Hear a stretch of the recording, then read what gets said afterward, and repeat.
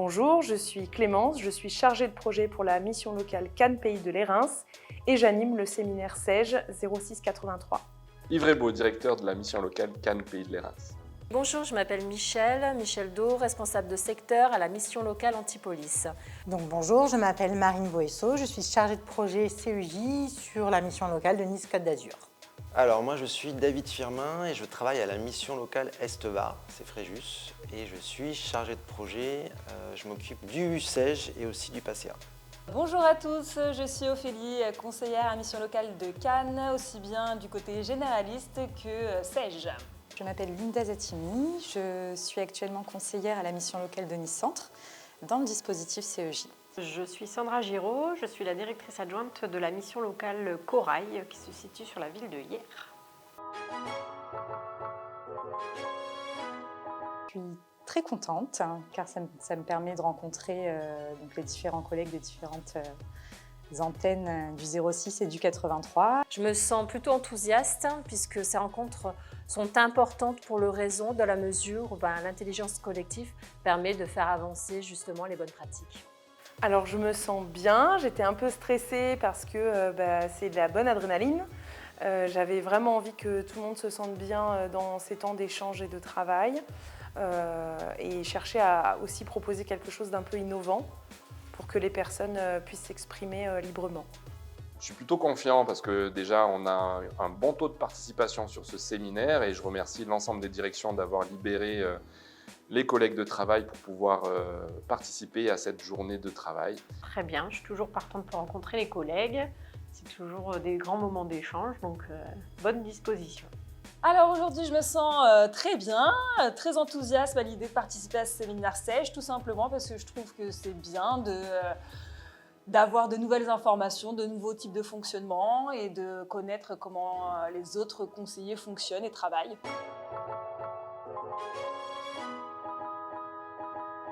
Je ne pense pas que le SEJ ait fondamentalement changé notre manière d'accompagner les jeunes, puisqu'on avait déjà intégré à la fois l'accompagnement renforcé depuis 2005 avec le Civis et également le collectif. Je pense qu'on y a peut-être apporté plus d'innovation, plus de rencontres partenariales.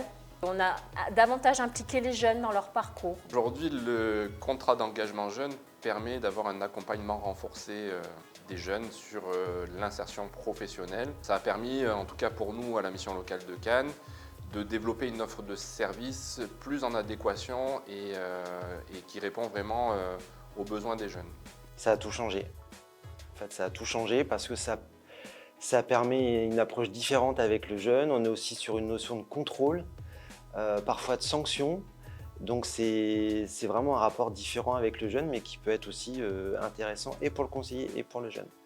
Il a changé plein de choses, il nous a permis d'être plus performants dans notre offre de services, de créer de nouveaux partenariats, même si on a toujours été performants dans l'accompagnement des jeunes, il nous a permis de nous repositionner de manière un petit peu plus moderne.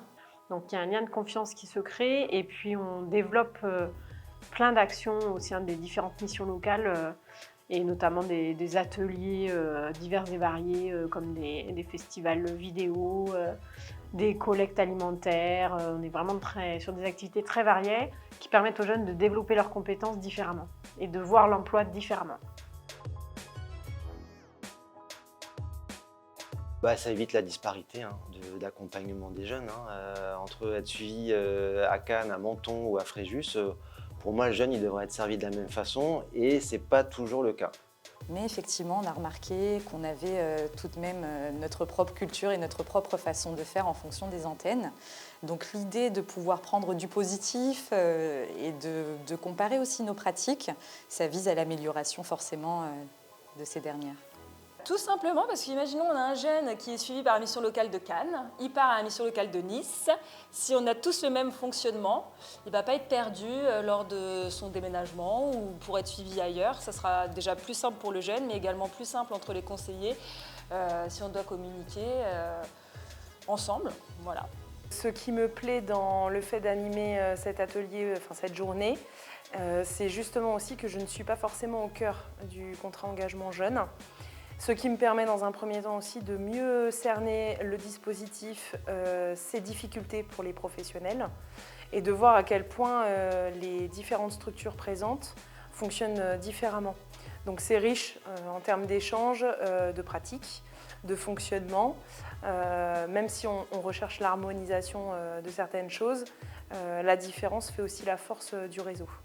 Alors, je ne dirais pas harmoniser les pratiques en fait, parce que chaque mission locale est indépendante et travaille avec son territoire et avec ses besoins. Mais de partager les pratiques, de partager sur les difficultés que chacun rencontre, de savoir ce que l'un et l'autre met en place pour pallier à ces difficultés-là, ben, ça peut donner des pistes à tout le monde et d'améliorer nos pratiques de façon individuelle et collective.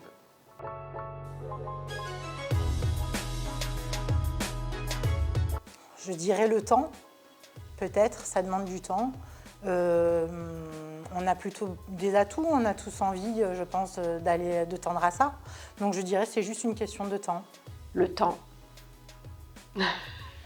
Le temps qui nous rattrape.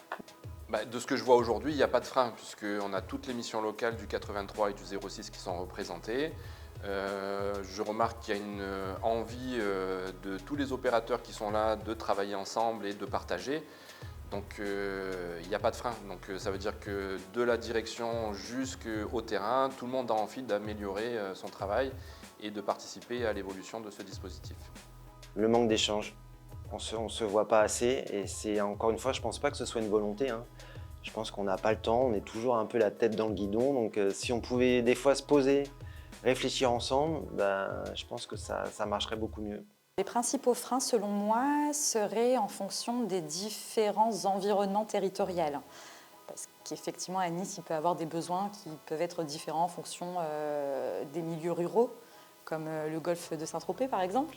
Donc, on peut avoir des problématiques qui diffèrent.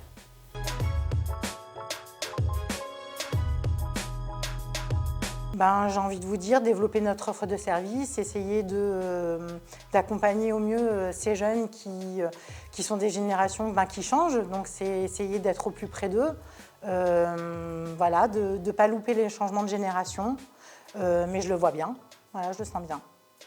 Je pense que ça a été une grosse révolution contre Engagement Jeune et je pense que ça va encore continuer là avec France Travail. Mais moi je suis plutôt optimiste, je me dis que ça va aller dans le bon sens. Et puis avec la labellisation, déjà, on a eu tendance à harmoniser un peu nos pratiques. Donc, moi, je suis plutôt confiant. Je pense que ça va aller pour le mieux, quoi, pour le meilleur. L'évolution des pratiques, à mon sens, ce n'est pas tant l'évolution du SEJ, mais plus l'arrivée de la loi plein emploi et l'harmonisation des pratiques entre France Travail, Cap Emploi, Mission Locale. C'est davantage un enjeu que celui du SEJ. Alors moi, j'aimerais que tout le SEJ devienne dématérialisé. Tout simplement parce que nous sommes en 2024, nous arrivons en 2025. J'ai envie de vous dire que notre déclaration d'impôt, on l'a fait déjà qu'en ligne. Donc ce serait bien de aussi réfléchir à cette façon de faire avec les jeunes, qu'il n'y ait plus tous ces papiers, qu'on s'harmonise là-dessus et que ça soit plus simple aussi bien pour les jeunes que pour nous. Ça nous permettrait d'avoir plus de temps dans notre suivi, dans nos conseils, plutôt que d'avoir 3 heures d'administratif.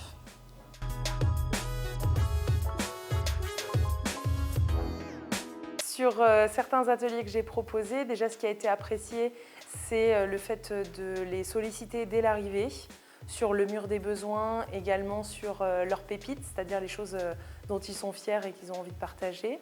Et les retours assez positifs que j'ai déjà sur ce déroulement de la journée, c'est des mises en situation telles que la rivière du doute, qui leur apparaît comme quelque chose d'un petit peu différent d'habitude. Et ils y voient aussi du coup des outils à réutiliser dans leur propre structure. Beaucoup de bienveillance et de questions, d'envie d'échanger. Partage d'expériences, partage d'idées riches. Unité, voilà. Je choisirais le mot unité. Enripathique, enrichissant et sympathique. Échange.